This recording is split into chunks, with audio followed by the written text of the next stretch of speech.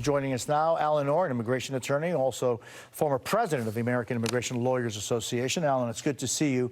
This is a reality, apparently. The fact is that you know, almost every state is a border state now in many ways in our country. And we're hearing from folks who say it's just chaotic. People, the system is overwhelmed. How do you describe the system, and how can the system be streamlined? I think Congress needs to act to fund, to streamline the system and to upgrade the fundamental undercurrents of the system, and that will change everything. But we also must understand that parole, which is the president's new program, is not asylum, and asylum doesn't require a sponsor. What does that mean?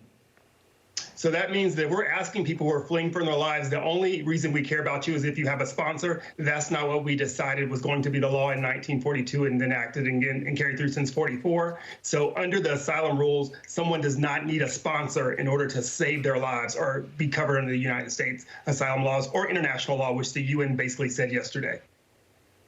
So, Alan, the fact is that under this program, only the people who have someone here in the United States with money can even dream of asking for asylum.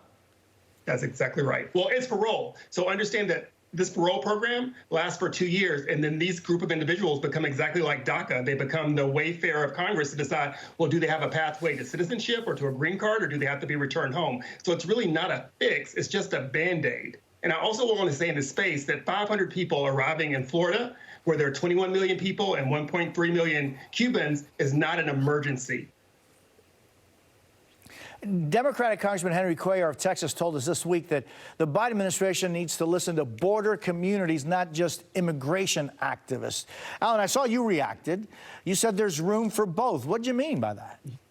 So there are macro issues about immigration policy, such as changing, and there are micro issues. El Paso did an amazing job of meeting the need and getting the funding from the federal government. El Paso saw thousands of people arrive every day, and they didn't do a state of emergency until almost several months into that. So instead of treating people like a problem, we can treat them like the humans they are. Maybe they don't get to stay, but in the Good Samaritan fashion of Martin Luther King, at least we feed them and clothe them if we're capable of doing that, which we are. So, I mean, understanding that he has immediate needs within the state, there's a larger issue that needs to be addressed as well. So you can listen to both sides, because fixing the problem, the micro problem, the minor problem is the macro problem. If Congress were to change our immigration laws and regulations to meet the need, then it would be solved. And if they also make a clean process, using the new system requires you to have a computer and a phone and to type in and to have a sponsor. That's a high-level request for people who might not have power. Alan Orr, thank you so very much for being with us. Always appreciate it.